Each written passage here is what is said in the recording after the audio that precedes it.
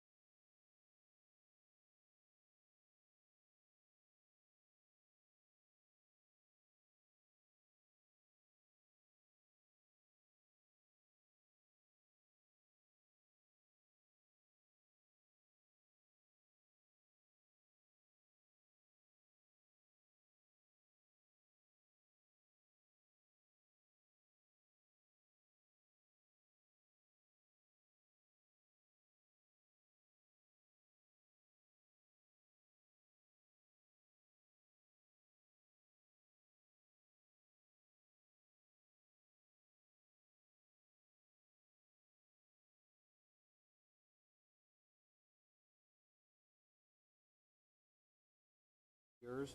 We have a full quorum tonight. Our Pledge of Allegiance is going to be offered by Councilman Arnold Lopez, following the opening prayer by Councilman Mike Andazola. Would you stand with me and remain standing for the prayer, please? I pledge allegiance to the flag of the United States of America and to the republic for which it stands, one nation, under God, indivisible, with liberty and justice for all. Lord God, Heavenly Father, we thank you for this day. We give you thanks for this beautiful weather that we're having, and we thank you for gathering us today for this meeting. We pray for everybody involved today. We're making decisions for the city of Safford, what's best for us. We pray for all of our leaders, and we ask this through Christ our Lord. Amen. Thank you, Councilman. We have some comments on some agenda items, and Bart Stopper, would you like to address this as it gets closer to the executive session? And Isidro, would you like to do the same thing? Bart, as it gets closer? Okay, that sounds great. We have no comments on non-agenda items. That brings us to item 7, which is a public hearing. Susan? Good evening, Mayor and Council. This is a request for a public hearing for a proposed rezoning of Graham County parcel number 101-14-003D and 101-14-003E. The Planning and Community Development Department is in receipt of a rezone application from Jerry and Sharon Scott, trustees of the Scott Family Trust, for these two parcels. Parcel 101-14-003E was annexed into the city limits on February 11, 2021, and was rezoned from Graham County General A land use to City of Safford AR Agricultural Residential District. Let's see. Just for clarification, 003D was already in the city limits, so we were just annexing at that point 003E, but these two parcels go together, and they're the discussion of the rezoning this evening. 003D is located to the west of 003E along South First Avenue and consists of 0.12 acres, and 003E consists of 0.93 acres. Both properties are located directly to the south of 1615 South First Avenue. The applicant is requesting that both parcels be rezoned from AR Agricultural Residential to C2 Highway Commercial.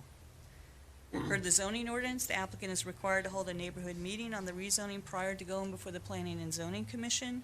A meeting notice along with the rezoning application was mailed to all property owners within 150 feet of the property.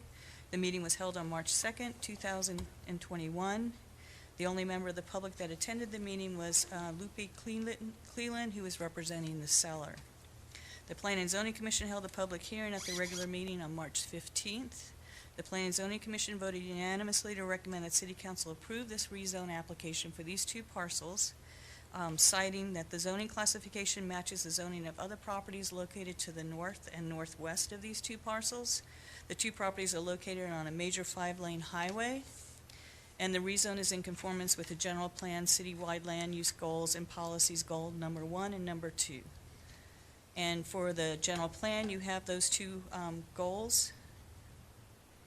And staff is recommending that Graham County parcel 003D and 003E be rezoned from AR Agricultural to C2 Highway Commercial for the same reasons that the Planning and Zoning Commission cited. And again, this is a public hearing. I was expecting representatives from the seller to be here, but I don't see them in the audience. But I'll be happy to answer any questions. Anybody have any questions? And once again, this is a public hearing, so anybody from the public like to comment? Give you just a few minutes. Nobody's going to be excited about talking. We'll keep on moving. Both parcels are in the city, okay. Yes, Vice Mayor Ortega and Mayor Couts, both parcels are now in the city limits, yes.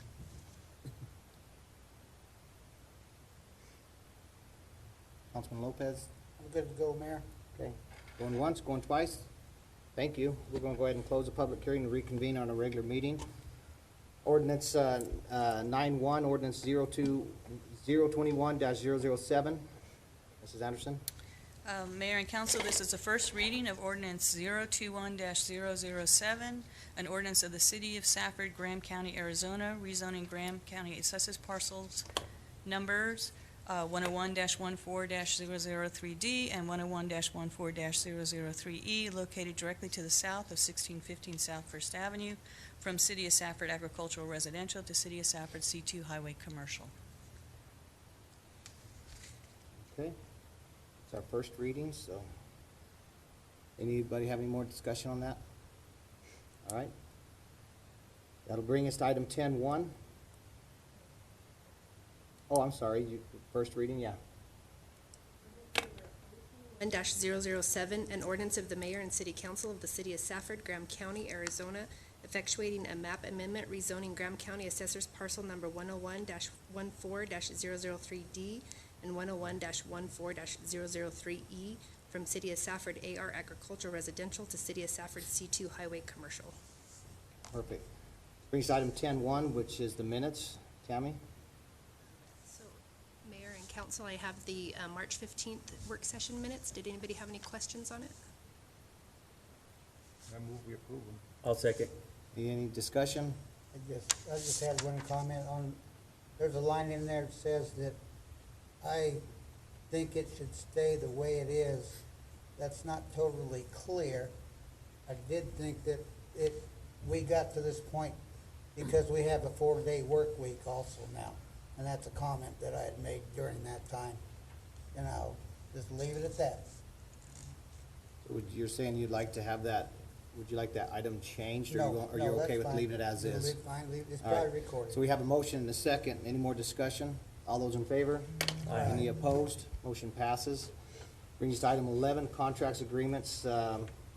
Chief Glenn Orr.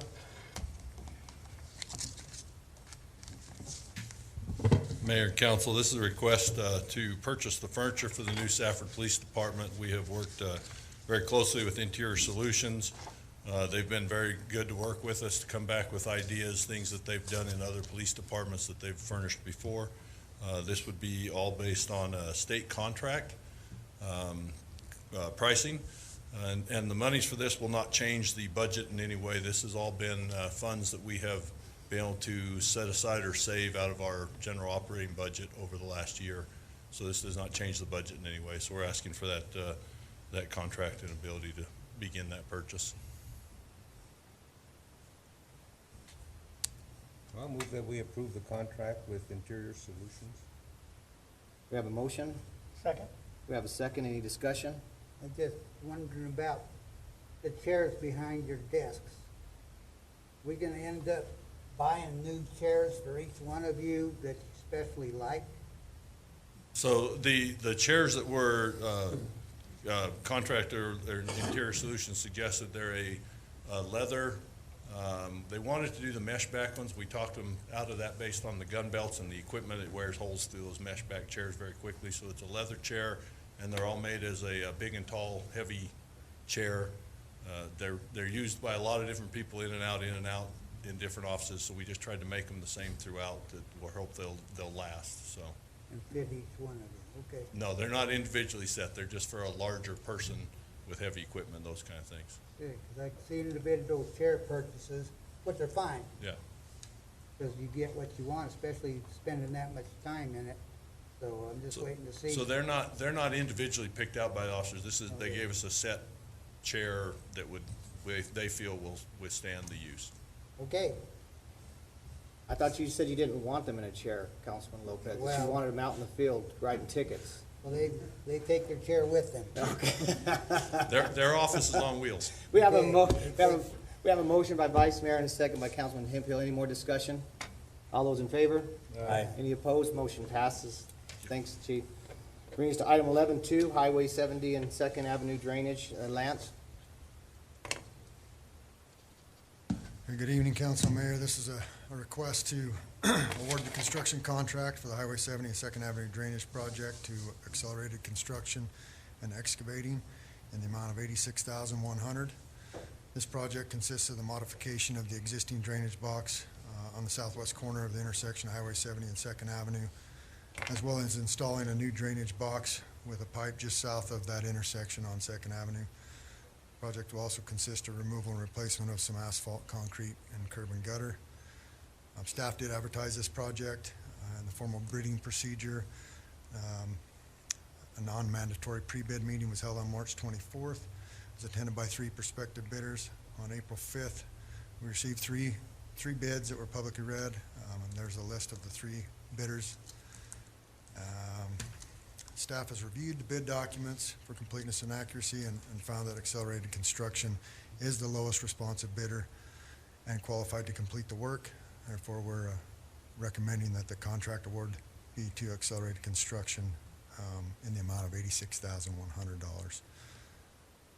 You have any questions on that? Lance, this isn't the same jacked up crew that did 8, is it? No, this is, Okay. we've actually hired these guys. They did that work on the sewer line on 20th Street, that tie-in, and they also did that tie-in on 14th Avenue over by Stone Willow. And they did a good job. And so we were happy with the work they did. They were good to work with, so.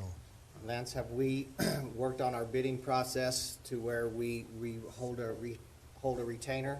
Have you been working on that? I've been looking into that. We can retain as long as the project's going on. We retain as part of the payment process. We retain 10% each payment, progress payment. But once the project is completed, we're supposed to release the retainage, but they are responsible for for a full year to replace any defective work. So that's where I'm at so far with the retainage. We can hold that until the project's done for every payment. Once they get past a certain point of completion, we can release the retainage if we want, or we can hold a certain amount. Okay, and so basically, their 1 year is just basically falling under the Arizona statutes, revised statutes, but I know that we can write contracts how we want them, and our attorney can actually make them legit. So I'm gonna be asking that you get with the attorney and you make retainage that as at least 30 days after, that we have some leeway to make sure that all of our subcontractors are paid. Well, Because as my understanding, we have some projects that have been completed by other companies that we've hired out, and some of our contractors around town have not been paid. Now, I don't need to get into that kind of a discussion here tonight with that. I just want to start securing hometown companies when out-of-town companies come to our area. we're doing everything we can to make sure that our local subs are paid. We do have that in reference to 8th Street. We still have retainage held on that project. They have not paid their subcontractors. We have not got the waiver from their bond company saying that they paid their subs, so we have not paid them. So Okay. we're still holding that. Okay. And Mr. Henry, this is to target and address some of the problems we're having, say like with RED? Yes, this is right in front of All Red Insurance. When we did the design on this and we found out that the majority of the runoff is coming around Second Avenue side, and that box in front of All Reds we found out is defective, and there's a little teeny hole connecting an 18-inch pipe to a larger pipe, so it's limiting how much flow can actually get to that larger pipe going under the road. This project will open up that box so it's all one box. We can fill up both pipes completely full, and then it'll tie into a box just around the corner on Second Avenue. It's not a very big project, but it'll, We might be done with sandbags. I hope it'll solve the problem. That's, the research we did and the design done, it should cover it. The next step would be to tear up the highway and put something bigger under there, and we're trying to avoid that, so. Any other question? Need a motion? I move we accept the $86,100 bid from Accelerated Construction and Excavating LLC. Second. Motion and second. Any more discussion? All those in favor? Aye. Thank you. Thank you, Lance. Item 12, Resolution 21-007. Lydia? Good evening, Mayor and Council. This is a request for Mayor and Council to adopt Resolution Number R21-007, a resolution adopting the revisions to the Human Resources Section 6.5 on-call policy. The City of Safford had previously given staff 2 hours of on-call pay for holidays that fell on regular workdays. In April 2017, that 2 hours were reduced to the standard 1 hour of on-call pay. This recommendation is put forth as the city recognizes holidays are a special time for everyone and could be an imposition for employees. This gives the employees an incentive to be on call and would warrant a level of compensation. So our recommendation is to pay employees 2 hours of on-call pay for holidays, Monday through Thursday. Lydia, just to clarify, would you tell us how much money that this actually costs us It was about, to up it? Mhm. Mayor, is about $1,500 a year. Okay. And also, I noticed on here that the on-service call, you need to live within 15 minutes of response, correct? Is that staying? The response time is not changing. There was only one sentence that changed in the policy, and that was just under the compensation that employees will receive not more than 2 hours of on-call pay for holidays, Monday through Thursday. So you're on call, you have to live within 15 minutes of response, correct? Yes, that is correct. Entertain a motion? So move. Have a motion, and we have a second over here? Did I hear that? Okay. Any discussion? Mr. Casellas, if in this, other things came up and the mayor addressed the response time. In the future, I'd like to discuss the response time. Even the police have a different, policy that governs them. I'd like to make sure that everybody is within compliance of the response times, to this. Mayor, Councilman, you and I discussed this, and I think we discussed it as a group, so we can sit down and maybe even at a work session clarify exactly what that means and what those response times look like. Okay. So you're okay with this? Yeah, as this it was board, yeah, read? what we have on the agenda, yes. Okay.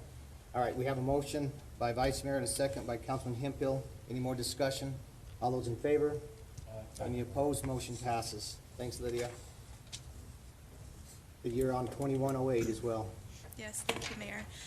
This request is for Mayor and Council to adopt resolution number R21-008, a resolution adopting the revisions to the Human Resources Donated Leave Program.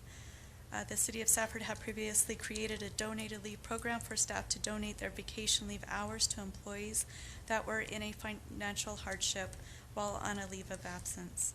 This recommendation put forth with the minimal options of donated leave hours of vacation leave and would allow employees to utilize their vacation leave for its purposes of rest and relaxation away from work with additional donation options. And those would be allowing for employees to also donate their sick leave and comp time in addition to their vacation time. Entertain a motion? So move. Second? Second. Any discussion? All those in favor? Any opposed? Motion passes.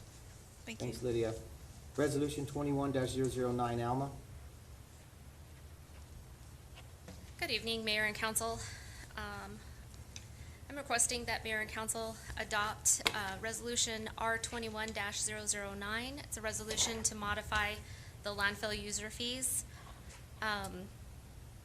for disposal of mobile homes and travel trailers. And currently, our fee is set at $100 plus the weight of the current per ton rate. Staff is recommending that we leave that as an option, but also include another option that if a travel trailer or mobile home or a manufactured home cannot be weighed, the charge be set at a fee of $380 per unit. This is an average of what manufactured homes or mobile homes have been in the past. And CKC was available to and allowed us to weigh some of those large mobile homes in the past, and their system is not able to do that anymore, no longer. So we are just requesting that we add another section that if the unit is not able to be weighed, that it will be charged at $380 per unit, and they'll also be charged the closure fee on top of that, which is 25%. I still think that's pretty cheap, but How do we dispose of them? smash them suckers. You can get the Ely's going with the tank and they can run on top of them like they used to do in the old days. We do that, they take a whole, say, a mobile home out there and we tear it apart. That would actually be a Lance question. I'll let him answer how they dispose of that.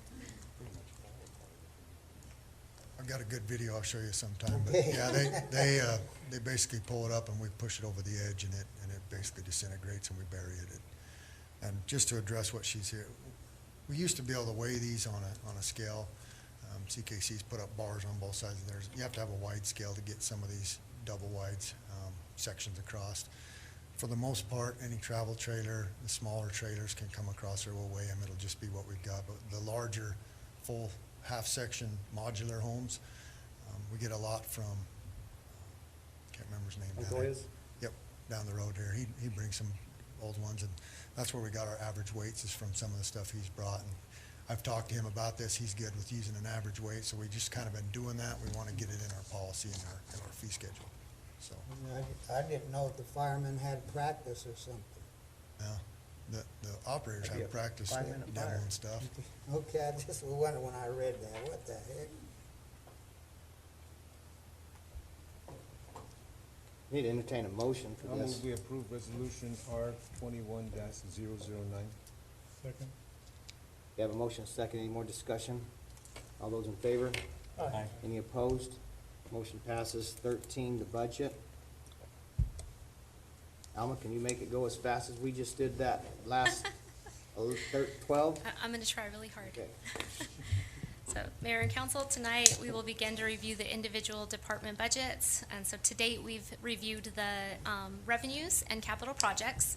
So tonight we'll begin with reviewing some of the departments, and then the next two scheduled council meetings will review departments as well. So before we go through the detail, I did want to point out a couple of things. So all the departments include a 1% increase in salaries and related benefits. All departments include the long-term disability benefit and the 8% increase in benefits and a minor increase in retirement. Also, just to note, some expenses were postponed last year due to COVID. So if you remember when COVID began last year, staff did adjust revenues to prepare for the unforeseen possibly revenue losses. And in order to provide a balanced budget, it was necessary to decrease operating budgets in some areas. So as we get to those items, I will point those out. So as I go through each individual department, I'll scroll through and stop on the summary page. And I'll speak to significant budget changes from year to year. And I'll briefly pause between departments to allow for any questions. And if I'm unable to answer a question, I will invite the department manager to come up and assist. What page numbers are you So gonna this, use? so we're going to begin with City Council on page 73 of your packet. Okay. Give you a second to get there. Fine. Yep. Okay, so in the City Council budget, salaries and benefits saw a slight increase due to some changes in benefit elections. In the operations, the most significant change was moving the junior basketball league from recreation to council, which was approximately $5,000. This was done for consistency. Now we have all of the council donations for community organizations and events in one location. I also do want to point out that we added $1,500 for the Hispanic Chamber of Commerce. Would council like to change, add, or remove any of the funding for the community organizations or events? What does the Hispanic Chamber of Commerce benefit us versus our local Hispanic Heritage Scholarship? Mayor, yes. Mayor I'll allow- Council, we attended an event recently where we had a discussion with the gentleman that runs it, and we're looking at different cross-border opportunities, maybe bringing vendors up here. There's also opportunities to help them in other positions. We've sent old equipment, even computers down across the border to help them out on that side. So we thought that at least trying it for 1 year for $1,500, see what we can do, see if we can build some relationships and maybe bring some additional activity into the city and at least see if there are any opportunities there. I would have liked to have had some heads up on that one because I would have rather gave $1,500 to our local charities besides giving it to a larger organization. I mean, here, I don't even know that we've, do we even buy a Chamber of Commerce plaque from the Chamber of Commerce? Do we give them at least $1,500 a year? Our chamber? Yeah. I think we're well in excess of that every No, year. I'm not asking that. Do we buy into them besides what we already give them? That, I don't know. I'm not sure what plaque we're talking about. I You don't- mean the chamber members? Yeah, a chamber member. Are we even a chamber member? Well, we're not a business. But Town of Thatcher does, Town of Pima does. I don't know, I'm not aware of it, but I mean, we make a contribution, but we're not a business, so I don't know that we would be a member. I don't know, am I the only one with that kind of a heartburn on this? Yeah, I'm the only one? No. Or did you guys feel the same way? I think it's a good thing to try out. Huh? Surprise, but It's definitely a surprise. it's a cheap surprise. I mean, if you, I don't know that it's, I mean, I just feel like the local Hispanic heritage stays here. well, And it- Hispanic Heritage and the Chamber of Commerce are two completely different things. Well, they are, So, but I don't know what the Hispanic Chamber of Commerce is going to do for us at $1,500. I'd soon give Ed Ragland even $1,500 more than Don't even that. say that, because he'll take it. Hey, I support our youth. And I attended this, meeting also. And, of course, they can make it look real pretty, but, the 1 year trying to see what, because we would be able to advertise with them further out of the county also, and utilize their, vehicles of advertisement to come here, like the Wine Fest, you know, and try to reach down there deeper and stuff. It looked like maybe our chamber could work with them too. Now, if this was a 3-year, 5-year, I certainly wouldn't want to move on it, but I am considering the 1 year to see what we come up with. Okay, then let's give our Hispanic heritage $1,000. That's a whole different can of worms, Mayor, that came on us too. I'm not in favor And of it. I'm not sure what Thatcher and Pima are gonna end up coming up with our chamber here. There was some idea of what Pima did the other day. Thatcher's yet to act, and we'll find out where our chamber does end up and what, how they're gonna survive too. Can I ask Vance a question? It's not on our. Oh, agenda, sorry, okay, so never mind. We can just keep it just within here, so. But- Do we know if any of the money is gonna be used for here? Did we give a sponsorship to the Tucson Hispanic Chamber of Commerce? Is the money gonna stay here, or is it gonna go out of town, or where's it gonna be spent at? Oh, well, For the membership? guess I'll let, Mayor Councilman Andazola, I think it's just for the membership. And then at that point, you're trying to cultivate a relationship, right? So it's basically like an economic development opportunity, right? The presentation we got talked about the amount of money that it could potentially bring into the economy, the amount of money that Hispanic purchasing power brings into the economy. So as an opportunity to join in and have that membership and then see what potentials are there for $1,500, I thought it was worthwhile to see if we could build some type of relationship. Again, it's not a deal breaker. We just thought it's another opportunity to extend ourselves and see if there anything, you know, maybe they come in into some of our events and bring vendors in and sell additional things. So you never know unless you give it a try. And there was quite a bit of participation in the valley from other entities in the valley at this. And I'm not saying just because other people did it, we need to also. But, Do you know what the participation was? Because I only know of one person that signed on them, and that's Eastern Arizona College, which has probably a whole lot more money than we do. I don't know exactly who were members that were there, but it was pretty well represented. And I don't know who else may have become members since then. I don't know those numbers. I'd have to ask them, and maybe the manager can find out. But again, if it was a 3-year, 5-year obligation, I certainly think as deep about it as what you are, Mayor, but a 1 year is certainly up to all of you. And again, I agree with you. The 1 year, it's worth a try. I got 2 people saying that it's worth a try. I'd like to see the money stay local, I'm in agreement with that. but it is what it is. That's why I'm not in favor of this budget anyway. Well, Anyway, go ahead, Brad. We're not bypassing an opportunity to fund anyone else by, No. and if that's the case, then I don't see any reason not to do it. Again, if we're taking this 1,500 from another possibility for Right. that'd be something different, but if that's not the case, then there's obviously other reasons that, I'm not aware of that maybe we're not funding Well, some other. Councilman Hemphill, the thing is, I don't know that any of us asked for this. This just got thrown on us. If this is a trial to see, I mean, how are we gonna quantify this thing? Or how are we gonna know if it did us any good, or are we?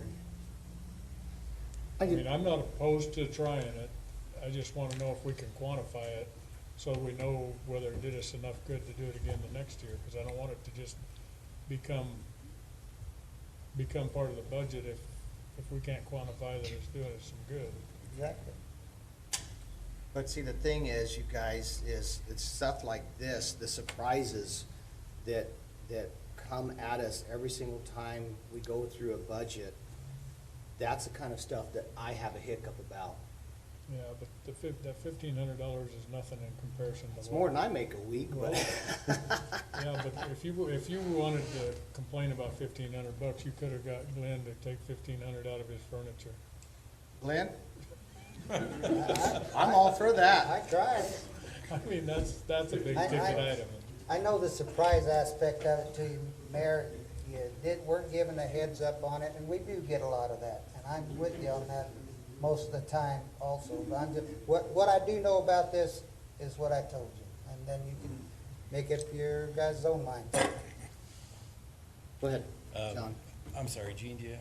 No, I just, kind of along with what a couple other people have mentioned. You know, every year we go through the organizations we're gonna support as far as, things downtown, and this is a little bit different than that.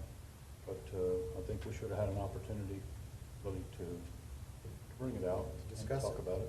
I don't have a problem with it personally, but it would've been nice to, rather than just say we put it in the budget, to have a chance to talk about it like we do the other organizations we support.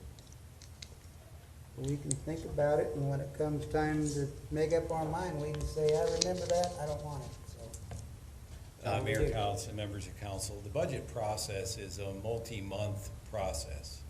You're talking about the membership now, right? This is part of that process.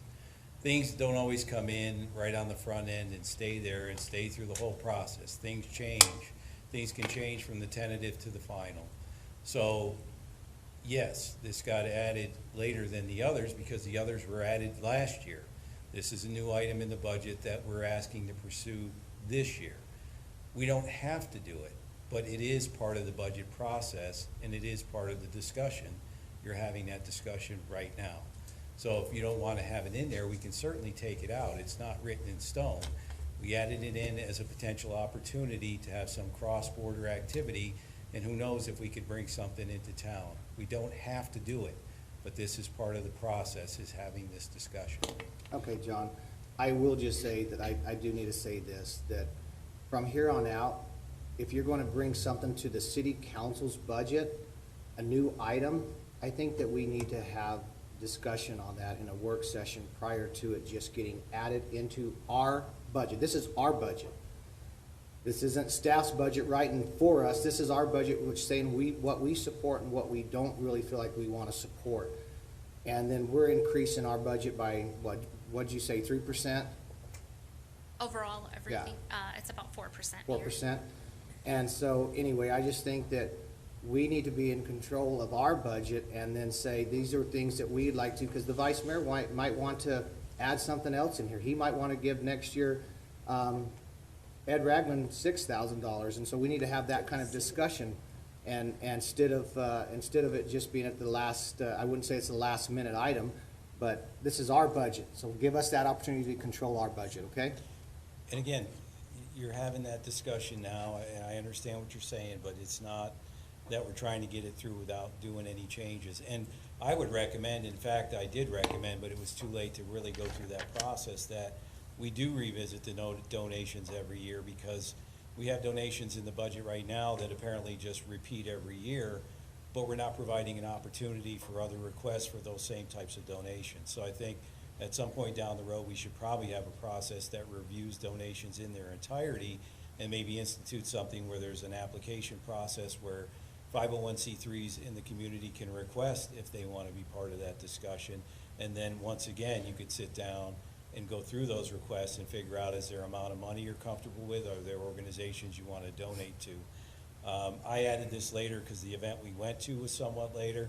But again, there was no intention to try and force it or make it somehow slipping in under the wire. That's why we're having the conversation right now. So it's just as easy to take it out. It doesn't have to be in there. And if simply the process by which it got put in is off-putting, then maybe we take it out this year and we come back next year and have the discussion earlier on. If that makes you more comfortable, we're more than happy to do that. Perfect, that would make me more comfortable. Go ahead, Vice Mayor.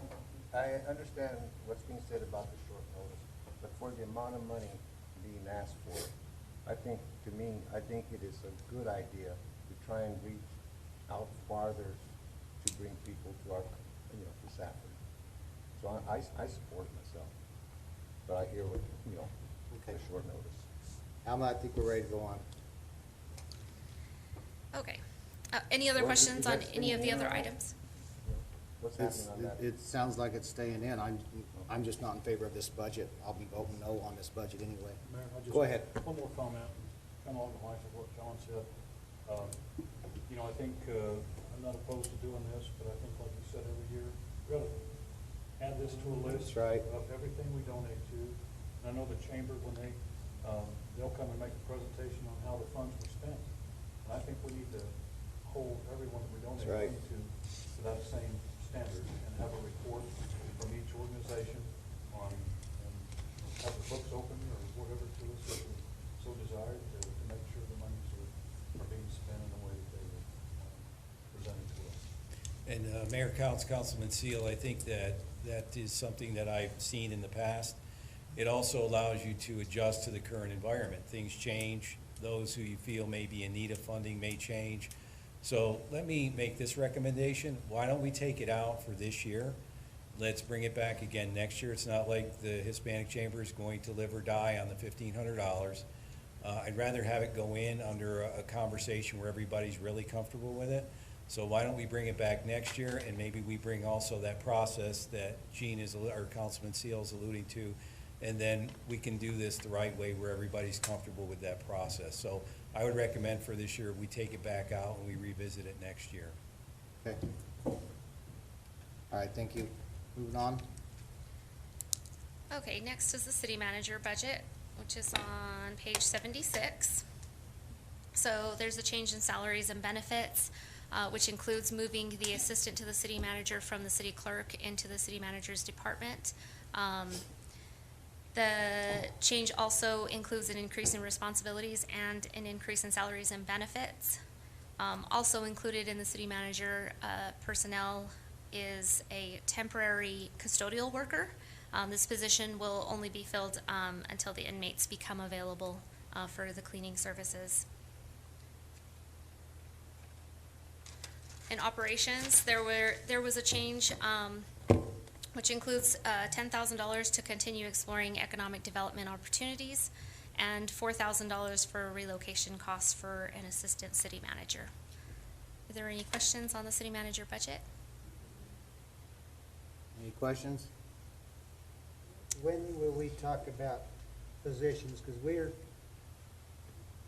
it looks like we've added maybe 3 positions in administration, not to mention some changes in lead positions and things like that. When are we gonna be able to talk about that again?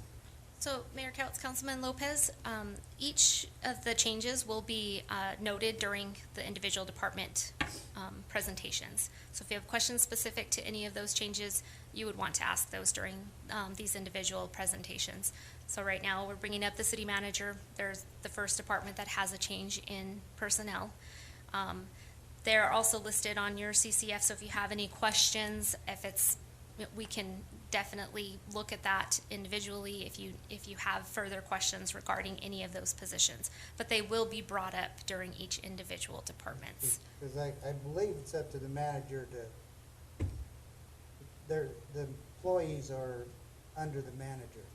So I think the positions, all that is under the manager. Or when can we talk about it? Or by protocol, do we have to go talk to the manager about what we think about it? Go ahead, John. Mayor, Councilman Lopez, while I do manage the operation, you fund the positions.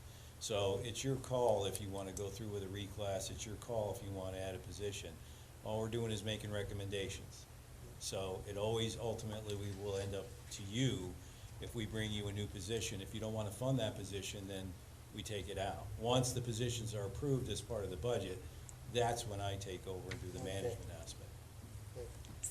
So, understanding this, on the city manager, we are doing away with the assistant city manager position this year, or that position? I mean, Mayor, because you Council. said it's the reallocation of the assistant manager. Mayor Couts, we're not doing away with the assistant city manager position. What we're doing is we're taking the executive assistant role and making it an assistant to the city manager position. So within the generalist track in this profession, you usually go executive assistant, assistant to, assistant, and then manager. And again, depending on the size of the organization, you can have deputies or various deputies. So what I'm recommending is that we're not doing away and have not filled the assistant city manager position as yet. What I'm recommending is that we reclassify the executive assistant, and the reason I'm recommending that is because the workload and the type of duties that he's performing are more in line with that of an assistant to the city manager. It's a non-supervisory position, but it's a higher level admin that deals with far more complex things like making various models for, the major operating funds. I'm putting him in charge of some programs where we've had discussions about public outreach and public information, from community development to just everyday kind of communication. He's been involved in the legislative process this year and keeping track of legislation to keep the departments up to speed and keep me up to speed on what's going on. So his position is a reclass of the executive assistant position. Okay, so the 118,799 that we're asking for, we're taking monies basically, so we should see the city clerk's budget go down because we're taking an individual off of the city clerk's position, so her budget should go down. And then the reallocation of the assistant manager, and so then we're also putting some economic development under him, so we should see Susan's possibly go down as well because we're putting more pressure or more funds towards your budget, correct? Mayor Counts, the changes that we made were that we moved a position full-time from one that was split between the MIOC and the city clerk to the city clerk. So you won't see a reduction in that budget, number one, because now they have a full-time position that we moved there. We didn't add a position, we just reassigned the position. There are also some other contracts in the city clerk's budget that will be additional costs this year that weren't in there last year, which will also add to her budget, although I believe it goes down. Economic development, as far as I'm aware, has never really been the purview of community development department. We've always kind of pursued that out of city manager's office. So, and again, that's not the only duty that will be doing. So what I've tried to do is to fill gaps in the administrative structure that dealt with things like public outreach, things like this modeling and some of the reporting, the monthly reporting you've seen. There was a request that we do a mid-year meeting, so we may switch gears and start adding quarterly reports as well. So these higher level functions where you're creating reports and models are something that just is not done by an executive assistant. So I tried to identify areas within the organization where we weren't meeting needs that we had discussed and move them into his role because he has the capacity to do it. And so now we've given him something that actually meets his abilities. I could see that the assistant to the city manager should be under the city manager's budget. Should have never been under the city clerk's budget. Right. I mean, but hey, we move monies around all the time. That's just how the game goes.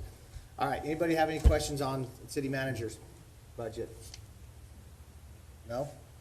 We only got one meeting, we'll have Okay, move on. Okay, next is legal services, and that'll be on page 78. So legal services is increasing $15,000, and this increase will allow for legal counsel during council meetings. So then we'll have the ability to have city attorney attend the council meetings either via Zoom or via phone. And we feel like we need that? I will allow. We do. But I did it on an as-needed basis. I've never been a part of a municipal operation that didn't have an attorney present at every single council meeting.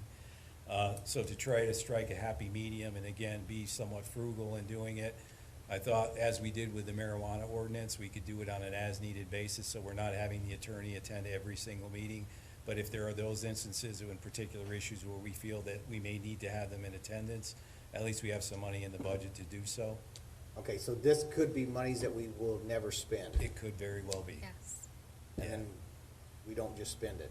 Right. No, we wouldn't do that. Again, it's there for that particular reason. We're not gonna just spend it just to spend it. Anybody have any questions on legal services? So if we call the attorney individually, does he bill us for that?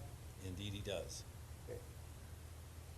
And it starts the moment the phone rings, and I've been on the phone with him a lot, Arnold, so that's coming out of your nickel. So that might eat up that 15,000 pretty quick. They already have it in the budget, though. Okay.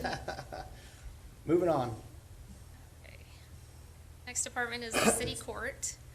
So City of Safford has a contract with the town of Thatcher. Town of Thatcher manages the consolidated courts, and then we pay a portion, and our portion is based on the number of cases that are specific to City of Safford, which is currently 61% of the total operating expenses for the court. There's very little change to the budget, and the reason for that is that they made some changes with their personnel, and then our percentage of our portion actually increased, and so they offset each other. So there's not an increase or a decrease in the courts this year. Anybody have any questions on city court? I'm sorry, I do want to back up to the legal services and give us that opportunity to discuss one more time, because John mentioned it one time, and he asked, do we want to have a lawyer present? I'm telling you guys, at this budget, at $131,000, I still feel for what we get from Mr. Sims is well worth the money. So if you guys think that we could spend $131,000 and hire an attorney and come and actually physically plant themselves here, then that's something we need to discuss. Because I'm happy with Sims, and I know to my right, they're all shaking their heads too. So, anybody else have any heartburn over that? We really should be discussing that, okay? Because I'm happy with them, and I think even adding an extra $15,800 gives us, because of the information that he has and how many parties he's reached and how many cities he works for, I think sometimes that's our best bang for our buck. That's just me personally, but I'm just one person, so. Totally agree. All right. So, John, back on that item? Well, just to make a point, remember that the prosecutor's in here as well. Oh, even on this budget? Yeah. Oh, the prosecutor is too. So his is even less than that. So the prosecutor, and I guess Alma can really speak to that, is at $88,800. So the majority of that budget goes to the prosecutor, not the attorney. Okay. So we save quite a bit of money. Right. So. All right, sorry I had to back up. Anybody have any things on the city court? The city court, we have a 3-year contract in effect now, don't we? Yes. That's set. Okay. Yes. It's going to expire in 3 years, or it got extended for another 3? Mayor, council members of council, we just extended for another 3. The contract creates yet another extension, but we bring it back every time. There's Right. no obligation, but we just renewed it for 3. There's one more 3-year term left on that contract, so we would come back again at the end of 3 years to do the renewal. And John, is the other parties still happy with the performance they're getting by having the courts combined? Yes, they are. And that is the town of Thatcher and the town of Pima. Correct. We've been working really good together with that, correct? Yep. And it saves us quite a bit of change. Well, yeah, from our original numbers back a few years back, Right. it did save us quite a bit of money. Anybody else have any questions on city court? Arnold? No, sir. Okay. Okay, moving on to the city clerk on page 82. City clerk, so salaries and benefits, we do see a decrease there, and that's again the movement from the FTE to the city manager's budget. In the operations, there's 19,000 that's included for a recodification service, and this is a one-time charge, and it is to review our entire city code and ensure compliance. And then we've also added $3,000, which will be a new annual service for social media archive, which is a requirement that we need to meet. But that's going with the person that's going with John. That's gonna be their responsibility? Mayor Councilman Lopez, no, these are all responsibilities of the clerk's office. So the social media archive will be managed in the clerk's office. Mike, you wanna work for them doing that, Yeah. social media I'll archives? do that, I'm always on social media. You could save us some money. There you go. Anybody have any questions for the city clerk's department? All right, moving on. Okay. So next is human resources on page 85. Salaries and benefits increased due to the reinstatement of the summer youth program. That was one of the programs that we didn't fund in the current fiscal year because of the reductions we did due to COVID. So we're bringing that program back. And then within the operations, approximately $12,500 is an increase in professional services, testing and certificates and outside maintenance for onboarding verification. A lot of these expenses were expensed to individual departments. We're now bringing it into human resources as this is their responsibility to maintain and process these. And so their budget will now include all of that. So a lot of these are just transfers from other departments, and it'll all be funded now within human resources. We've also added travel and training back into their operating expenses. Last year with COVID, there wasn't training available, but this year it hopefully will be available again. The employee education assistance, that was also cut due to COVID, and so we're asking to bring that back up. Now, the max amount that an employee is eligible for is $5,250. Right now, we're asking for a budget of $15,000, which would technically fund about 3 employees, but not every employee will utilize the entire $5,000, and that's per year. And so that actually reaches more employees, and we do have a lot of employees that have interest in that as well. But that's for the employee education reimbursement.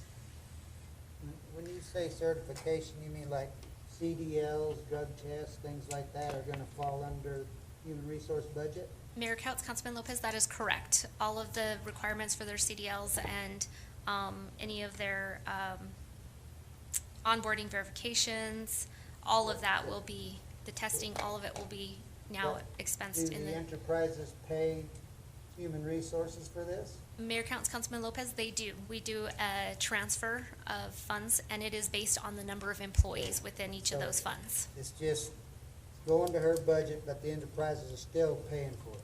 Okay. That's correct. Also, you said that the summer youth program, is it in here as a broke down item? Because I'm not seeing it. It is actually included in the personnel salary subtotal or So total. what is that So- total cost of the summer youth program? Is it- $11,000 is added for 11,000. I think it's 211. yeah, 211. So that will fund the summer youth program. And when you say the summer youth, explain that to me. So that will provide for 3 youth within the community. Last year, we set some guidelines that it would be students between the ages of 16 and 18 that are attending Safford High School can apply for positions. Currently, the 3 departments that will be utilizing them are finance, human resources, and library.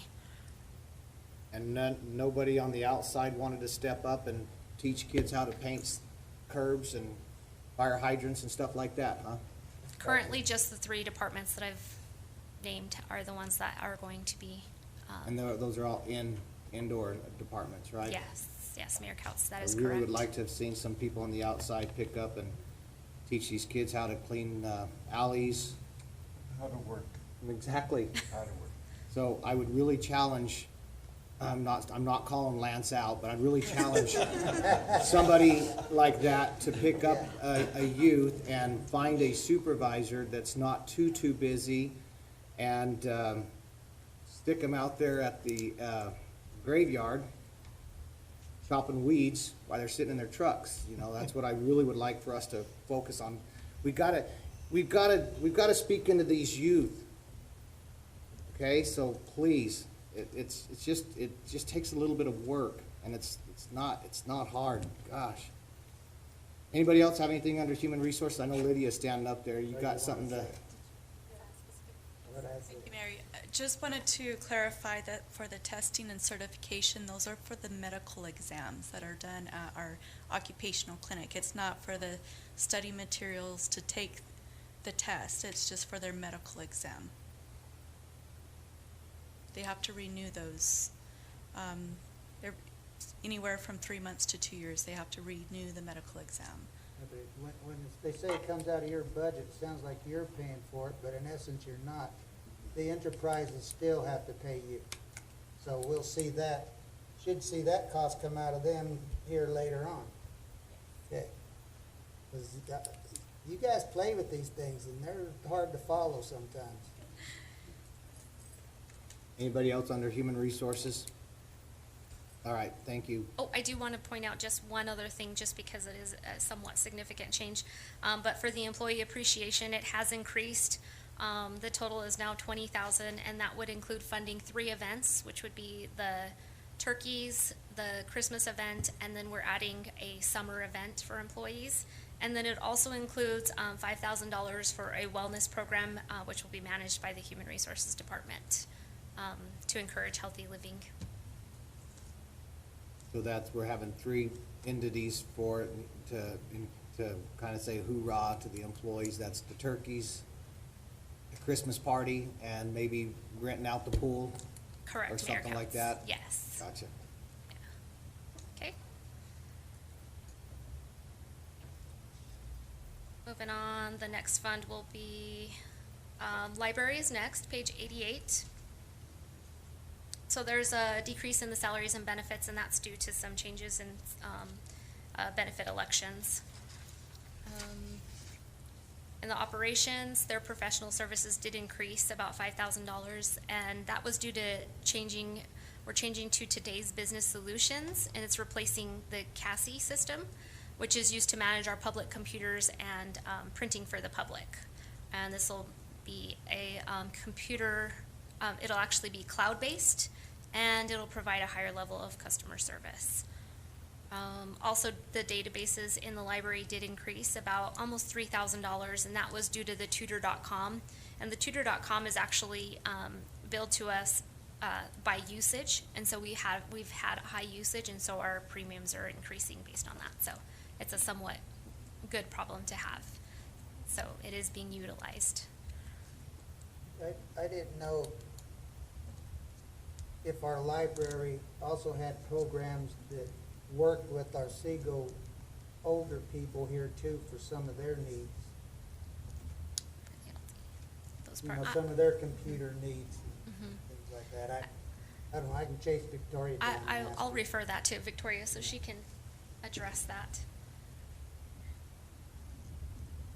Yes, so currently we don't really, we work a little bit with like the senior center, but with Seago specifically, no. But that's something we would definitely be interested in exploring, to do some programs with them. If there's an interest, the mutual interest, we're definitely interested in doing something like that. Well, I work with the elderly, and I know they've had to keep their head down too during this time. Correct. They've reached out with a lot of things you have to offer. I guess I just figured you'd already got with them. So, Not, not quite yet.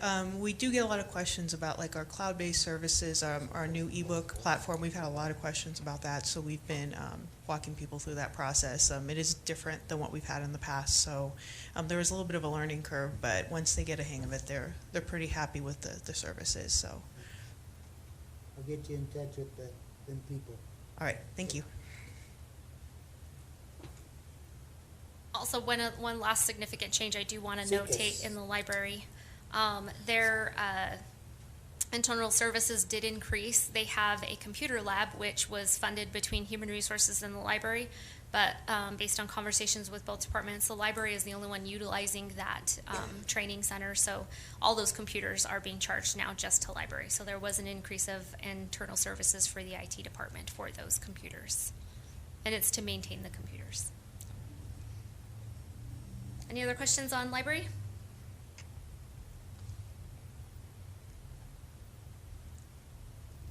Next department on page 93 is finance.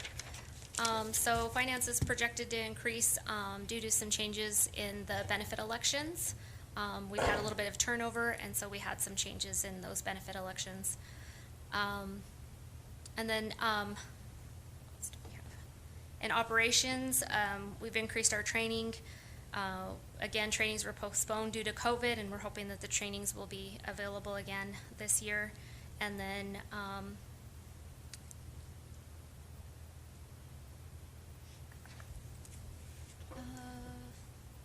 are there any questions on the finance operating expenses? I noticed in your travel from 2019 to 20, you only wanted like 39,000, and then now you're asking for 5150. So you increased it what?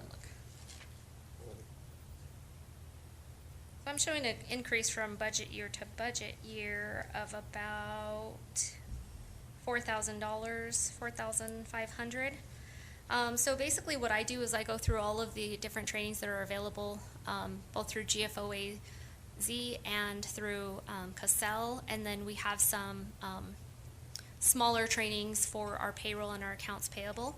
So I go through and add up all, I have a pretty good estimate of how much all of those will cost for us to be able to attend those.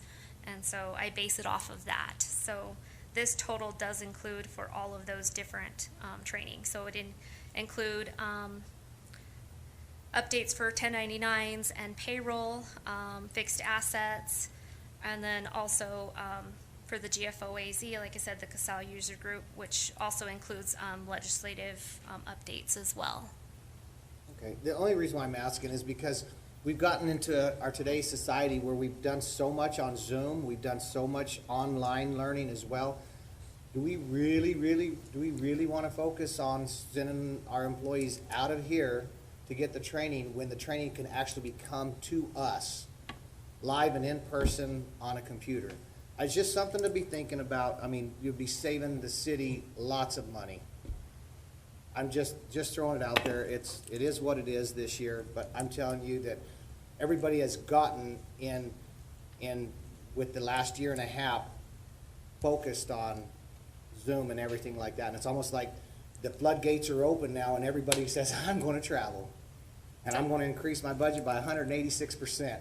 So I'm not picking on you, Alma. I'm just saying it's travel in general. Mm-hmm. That's a huge budget. If we found all the travel in all of the budgets from here on out, I think would be shocked at how much that cost really is.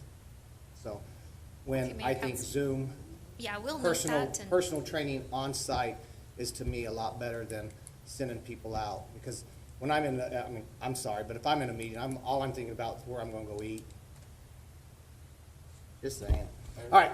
Go ahead, Gene. If you're in a Zoom meeting, you will be out eating. Yeah, you probably would. No, I mean, that's the thing. I mean, it's got good features, but, you know, I've had a lot of Zoom meetings over the last year. And you probably hated them.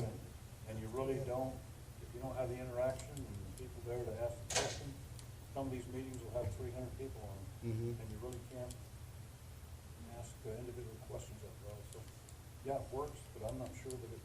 But is it worth us sending somebody to Texas or to Louisiana or somebody like that for a CASEL meeting?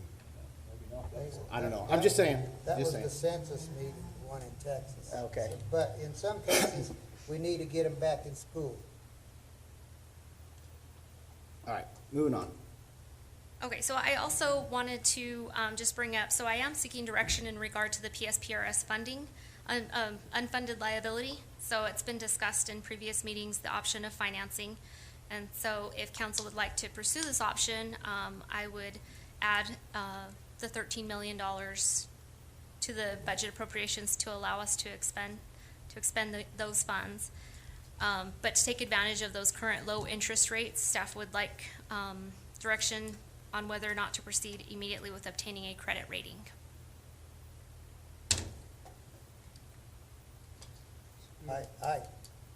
I'm still throwing that around in my mind. Okay.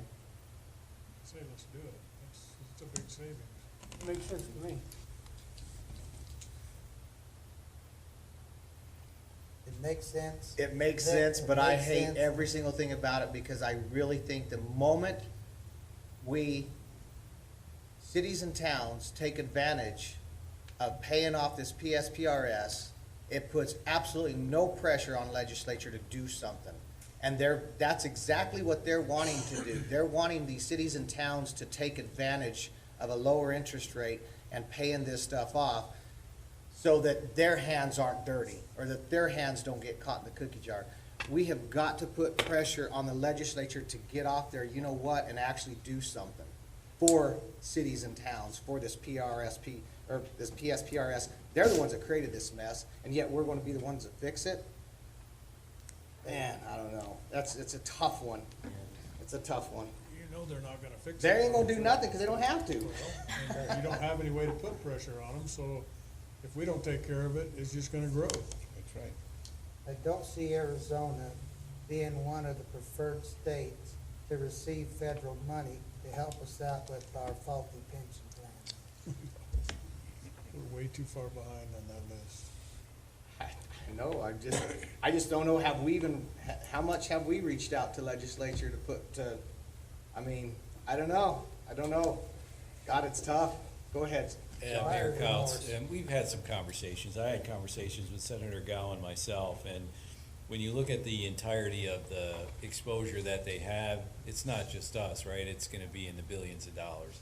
So the chances of them coming through, in fact, there's a proposal right now to cut income taxes that's gonna cost us, what, $380,000 a year? So they're not interested in helping us out with our retirement. In fact, they're more interested in cutting taxes and letting it all roll downhill as it so often does. So I think, the idea that we can wait for some kind of bailout from the state, because it wouldn't be federal, it would be state, is slim and none. I mean, they're flush this year, things are going well, and they're not talking about making you whole on your pension. So I think that the idea that we wait or even pressure, I mean, we could try to group, get the big guys involved like Phoenix and stuff, but at this point, there's no indication of any kind that they're interested in doing that, just so you know. Yeah, it just seems like the smaller communities are the ones that's buying into this program. And Tucson didn't necessarily buy into it with the information that I was presented. They chose a different buffer, if you may. Councilman Sill, I'd really like to hear from you on this PSPRS as well. What's your thoughts? Well, I don't mean to put you on the seat, but. No, that's okay. I don't know that my answer will make a lot of sense, but, I can see the benefits to it, but I'm sure there are some downsides to it as well. And a lot of times when you talk about it, the person making the presentation is gonna present, the good points. Right. And I think we need to have a meeting where we just sit down and spend a lot of time. I know you guys probably on an individual basis, spend some time, a little bit of time talking about it. I think there are a few little downsides to it. We're obligating ourselves and with the budget our size, now we've taken on $13 million of debt. Does that impact anything else we might want to do for projects that need to come along within the next year? So John, with that information, and I don't know that, Elma, you're needing this for the budget for this year, but could we have an actual meeting where we get a chance to discuss and hear from different sides and see everybody, because we got 7 of us up here that's trying to take a bite of an apple. We're not all chewing on the same side. We're all piecing it. I'd like to really hear because I can't call them and find out how they feel about it. So I'd really like to have a really discussion with us and you without the presenter, because we already was presented what they wanted, and then let us help massage that and come away with something for you. A lot of times, the person that we hear from potentially stands to benefit. Right. The decision that we make. I'm not saying that's always the case.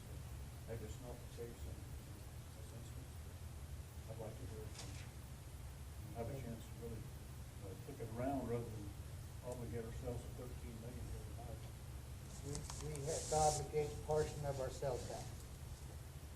Mayor, Councilman Absolutely Lopez, not. there's, it That's would a be our half-cent general, sales tax at street that's yes. supposed to end one day in a sunset clause. That's a yes. our general fund revenues.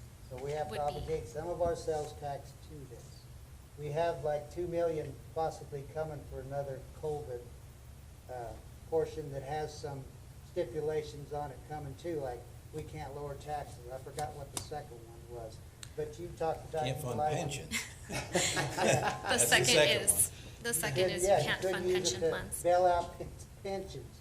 Right. Now, And that is one-time money, so you wouldn't want to use it for this. no, that's one-time money that we talked about putting in the 1.4 million. I want to backup build or parks with that money. Go ahead, John. This is the conversation you want to have later. So, Mayor please. and Go ahead, Councilman. Go ahead. Or what you're asking for is if you put it in the budget, doesn't mean it's gonna happen, but if we can't spend it if we don't put it in the budget, so am I understanding you just want that option, if we do decide to go that way, you've got it in the budget? Mayor Councilman McGoy, that is correct. At this point, we don't have to make a final decision, but it does need to be in the budget if this is a choice that we may choose in the near future. And right now, we have some lower interest rates that I believe we could take advantage of.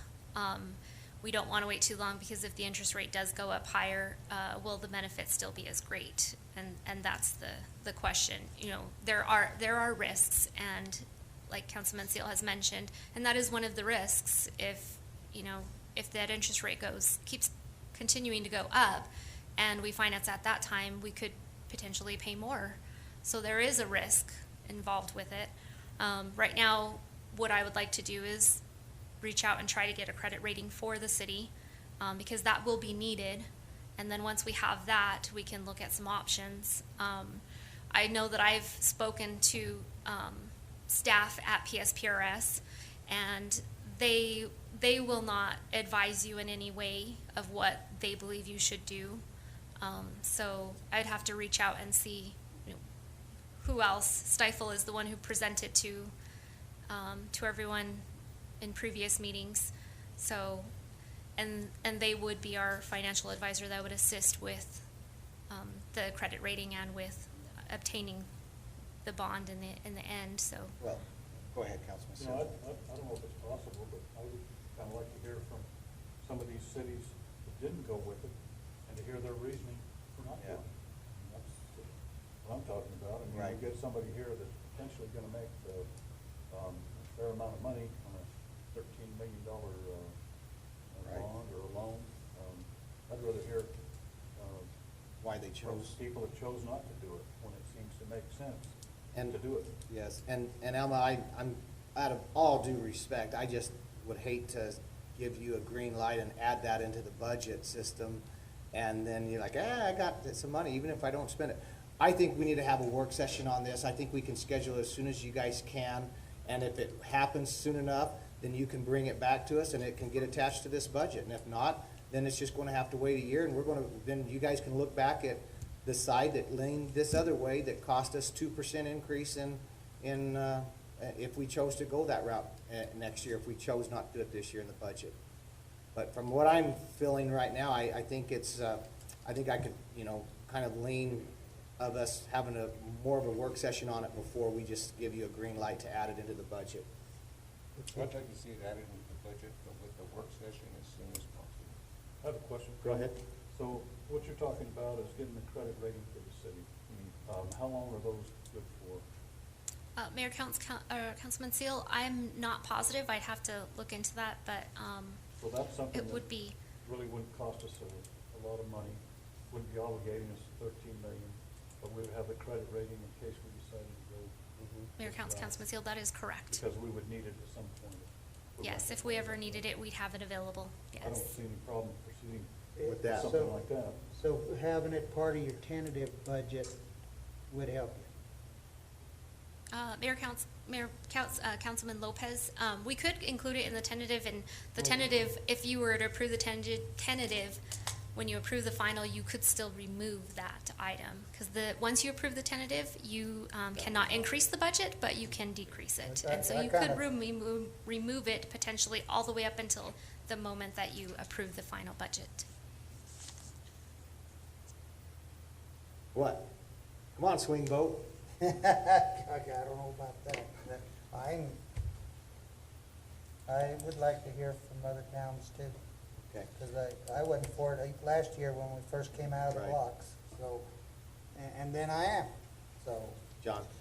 Mayor, members of council, we've done this 3 times now. We've had a work session, we presented at a council meeting, and then we had the one-on-ones, right, with the vendor, which was the last step. We came back with different terms for the bond. I'm not sure how many more ways that we can present the same information, right? Basically, what you're doing is saying that you have 2 components. You have this unfunded liability that you have this exposure for, and you have your annual ongoing costs that you pay every year.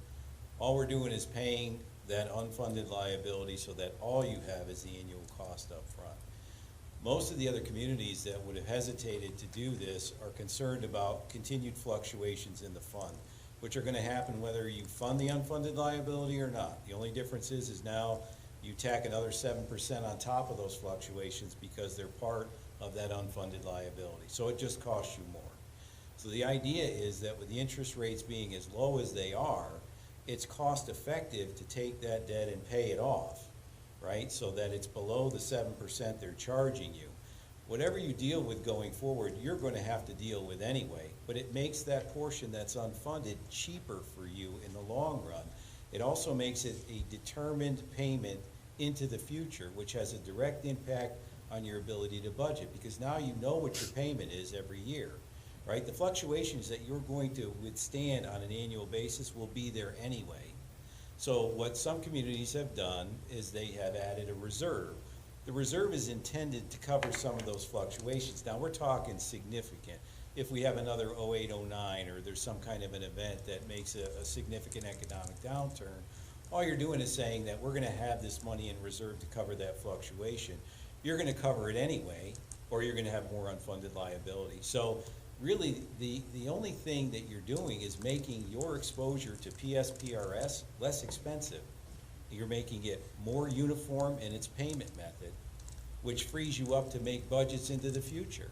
If you go forward without that bond, you're subject to the people who gave you the unfunded liability in the first place, which I don't think we have a whole lot of confidence there, although I think they're moving in the right direction.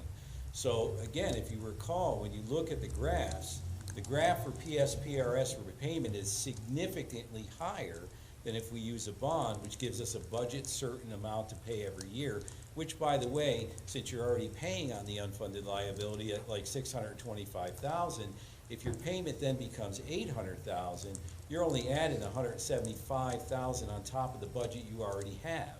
So the exposure is really relatively small unless you let this interest rate creep up. So again, if we want to do another work session, we certainly can. I just don't know what there's left to present. We've done it 3 times. I think that one of the deals, John, is that did everybody get hit individually on hearing about that gentleman's presentation? We did it in groups, but the presentation. Because I didn't get to hear anybody else's take on it, like how Councilman McGoy felt, how Vice Mayor felt, how Brad felt, and so forth. I understand, but they're presenting the same thing we were presenting their presentations to us, to you before. So the Right. graphs and the information that we provided in the work sessions were their information presented by us. And they're paid to present to 7 gentlemen something that looks really good because they want us to sign on the dotted line, when I need to hear from my constituents as well how they truly felt about it, because it does make sense. Because, I mean, right now, that's the purpose of refinance, right, is to get the lowest interest rates you possibly Yes. can. Because I believe it's going to only go up. Right, so But the at longer we wait, the more expensive it At gets. the same time, my question would be right now is, what does that company make off of our $13 million loan? They've had to present that to you, so you can I write up don't a know budget. exactly what they make, but the fiscal agent fees are part of the cost of doing business, right? They're giving you the credit rating, which, in my last job cost us $30,000 to get for our community. And then they're also doing the floating of the bond and finding those who are interested in purchasing our bond. So it's not that we're just giving them money, they're providing a service, a very specialized service, that then allows us to do the best that we can in floating that bond. And what is that amount? Because you have to have it to be able to make a budget anyway. It's not included on here. I thought it was. What you saying too is we. Is it a got percentage? We got presented, 3 of us at a time, because of the open Okay. meeting law, and now you wanna find out what we all think about it. Well, Okay. I would like to. Okay, yeah, I heard what you said there, so I agree that. I mean, that just gives us just a little bit more to discuss this, but, you know, I mean, That's the discussion I think you wanna have, not that, he has to present us with any more. no, not that he has to present us with anymore, but as Councilman Steele said, I guess we could do our own. I mean, I have phone conversations with PRS of other mayors around the area, especially the Prescott areas and those other areas. Some of them did take advantage of it, but their neighboring community chose not to. So, you know, those are the issues that we need to find out why some would choose to and some would not choose to. Why the big Phoenix area, who is, their cost is crazy amazing, and they're like, yeah, they're not at all interested in doing this. And Tucson chose not to do it, but yet to do a different tier. If there was tiers in there, they chose to do a lesser of the evil tier. But all of the other ones that I saw took advantage of it that were small, relatively small in the numbers compared to the bigger number. And so that's interesting to me of why. I mean, you know, sometimes learning from somebody is always a good thing, not to just have it all of our own. So that's just how I sense it. And I would like to hear it when you could schedule it this week, have a quick work session, and I mean, go for it, or just go for it. Ultimately, at the end of the day, we can tell you we don't want that in the budget, take it off. So, I mean, I feel like I have 4 that says we want to have a work session, and I feel like I have 3 that says they don't want to have a work session, and just leave it and let's go. That's why I kind of feel like, Arnold, you know, what do you think? Go ahead, Vice Mayor. I'm still comfortable with the bonds. Yeah, he does. You know, we know what our payments are gonna be annually, you know, ballpark figure, you know, they're not gonna have this big, huge fluctuation. And I think the longer we wait, the more it's gonna cost us over the period of time. I guess it's going to be our work session. Let's kick it around some more then. 'Cause we're here. We'll do a work session for that. Can we? Yeah, Make it happen. all right, Let's move on. all right. Okay, on page 96, the AMI services. So there's a reduction in salaries and benefits due to some changes in staff and changes to benefit elections as well. In our operations, we have a reduction of about $18,000 from last year's budget, which included some one-time conversion costs for a customer portal, which after reviewing options that were available, we actually decided to stay with our current provider, which is Aquahawk, and so we did not expense those funds. And so we will be continuing services with Aquahawk. And then our internal services increased because it includes the engineering costs associated with the replacement installation of the base stations. Any questions on AMI?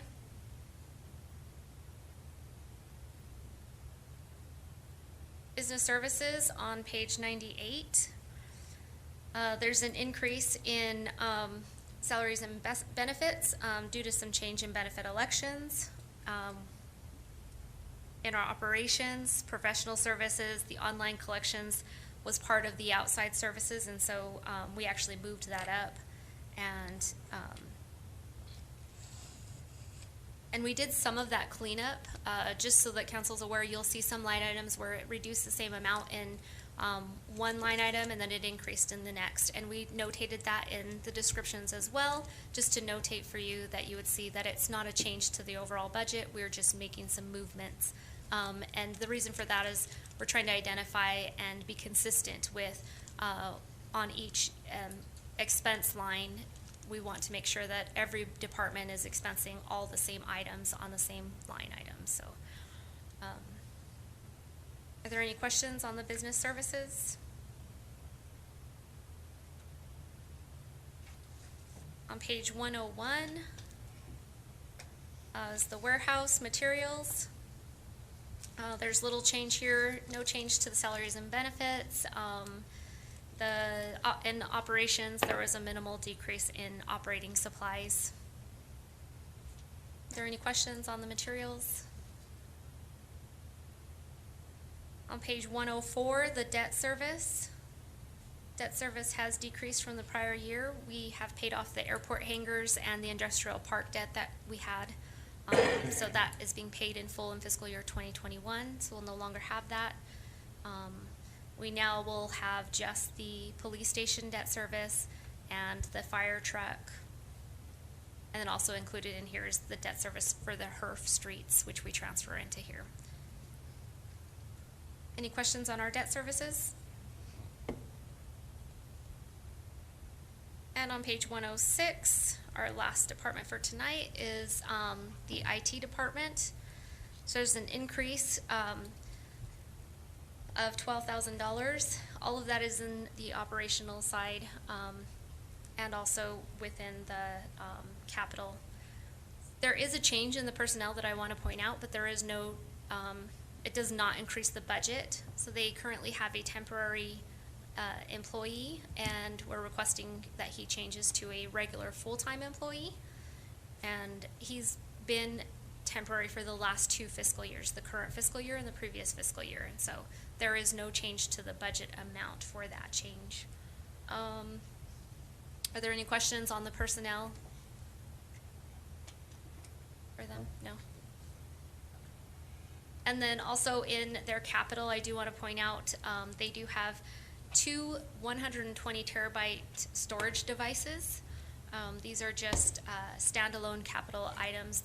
They weren't included in the CIP projects because it's not a project, it's just a standalone item, which will provide 120 terabytes, actually 240 terabytes of storage. Are there any questions on the IT department? Anybody have any questions? Alma, Okay. thank you. Thank you. Thank you for your patience. Can I still get a smile out of you? I need my stool so you can see me. All right, we have announcement of current events. Anything from Seago? No? Everything? Mayor, I just have something real quick. I just want to say thank you to Manager John Casella and Susan Anderson and Matthew. You guys are doing a good job following up with those pink containers, so keep it up and let's try to see what we can do with them, okay? That's our white elephant, isn't it? Yeah. Mayor, Council? Go ahead, John. I just wanted to make the council aware there recently was a Supreme Court decision, Arizona Supreme Court, regarding economic development. It's referred to as the Shires case, and it is going to have a fairly significant impact on our economic development programs, even down to the donation level. I've been talking with the city attorney. I talked with some attorneys at the league over the weekend, and right now, people are scrambling in terms of what they're going to do with this. The Goldwater Institute brought a suit against the city of Peoria for an economic development case up there, and so it boils down to some things about direct versus indirect benefits. Much of what we had thought in the past, as far as providing a stimulus where maybe we put in infrastructure and then a private company would then pay us back with any sales tax generated revenue and so on. These are all now considered indirect benefits and not applicable for economic development. So right now, there are a lot of GPEC up in the valley, up in Phoenix, they're looking at it. So my discussions with the attorney, all of our business support program activities, all of that stuff right now is in question. So we're including it in the budget, as the legal recommendations right now are to proceed with what we have, but they're still struggling with the interpretation, and we will struggle with implementation. It's having impacts even on things like the Parklet program. So again, I just want you to be aware of that because it may have a significant impact. Our capacity fee waivers, building permit fee waivers, all of that stuff right now is, very much up in the air. So just an FYI. Okay. You're still on announcements? And Yes, I am. I don't know when we're gonna have the dedication of the park right down here on 8th Avenue. The, what is it, Tierra?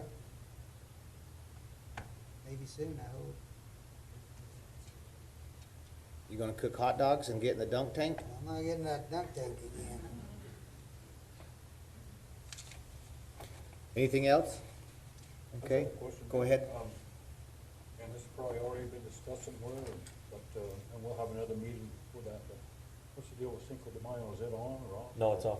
It's off? Yeah. Okay. I knew you talked about it being off months ago, but I didn't know something. Yeah, I talked to Victor Ornelas and Father, Still off? yeah, said it's off because of the COVID restrictions and all that. Anything else? Okay, I'm gonna go ahead and close our regular meeting and reconvene into an executive session, and I have two individuals who would like to speak. Bart, would you, Mr. Stoffer, would you like to come up and come to the podium? I need you to give me your address and your name and your social security. No, I'm just kidding on that. And then remember that we have a time limit of 5 minutes, okay? They'll put a clock on there, and just be respectful. I appreciate it. Thank you. Thank you, Mayor Couch, Vice Mayor Ortega, and council members. Thank you for the time to talk to you again. My name is Bart Stoffer. I reside at 225 East 20th Street. Last time I was here, I spoke to you guys about this electrical issue that's going on within Sunrise Village. It seems there's confusion as to whose responsibility this electrical issue is. Last time I spoke, I went into detail about this territory service agreement that took place between the city of Safford and the Graham County Electric. When this territory service agreement took place, Sunrise Village was unaware that it was even happening until we got a notice that our electric bill will now be paid towards the city of Safford instead of Graham County Electric, and that the city of Safford is now taking over. So once that territory service agreement took place, nobody ever came to us or told us that the electrical infrastructure would be our responsibility or their responsibility, or how any of that things would change. So we never received any written notice. We never received anybody saying, hey, from now on, you guys are in charge of secondary lines because they're buried. We'll take care of the overhead lines, but the secondary lines that are buried, it's your guys' responsibility. We never knew that until this issue came up. So once this issue came up, you know, it's been kind of heavy for us because we want to get this resolved. You know, we spoke and we've gone back and forth, and you know, we just figured that this thing was going to be handled the way that the typical electrical service industry is handled. Everything up to the meter is the provider's responsibility, and from the meter to the residency would be our responsibility. But you know, that was never portrayed to us that anything was changing. So we've had a meeting with the city manager, you know, which never really got anywhere, and you know, it's just confusing to us. We'd like to put this issue behind us, and we're willing to work with the city. We want to work together. We want to get this thing resolved. You know, we want to just move on. We'd like to further our relationship with the city as to, you know, we could work together to fix this thing. You know, there's got to be some kind of compromise that doesn't involve lawyers and go into court and, you know, waste of money and time on everybody's part. So if you guys would just understand that, you know, we were definitely confused when this thing happened. We did some background, and we felt we had some right that, you know, the city of Safford bought these electrical lines from Graham County Electric, so it's theirs. But, you know, the way the code works and the way everything else works, you know, we just want to get this behind us, and we're willing to work with the city and compromise and just have this taken care of. And Okay, again, Mr. Stopper, John, because this is an executive item, we can engage if we need to? No. No, we can't, okay. Go ahead, I'm sorry, you still have 2 minutes. So no, I mean, that's pretty much all I had to say, you know, and thank you guys for your time. Okay, Mr. Stopper, thank you.